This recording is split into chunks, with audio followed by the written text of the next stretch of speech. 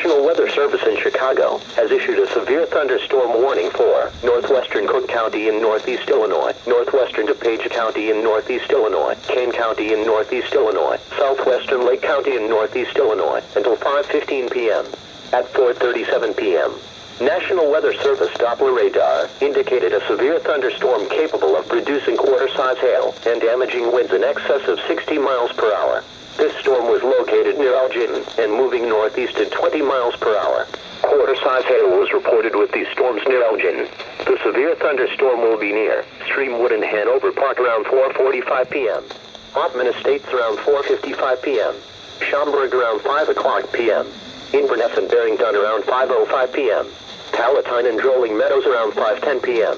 Arlington Heights, Killdeer, Buffalo Grove and Long Grove around 5:15 p.m. Other locations impacted by the severe thunderstorm include Barrington Hill.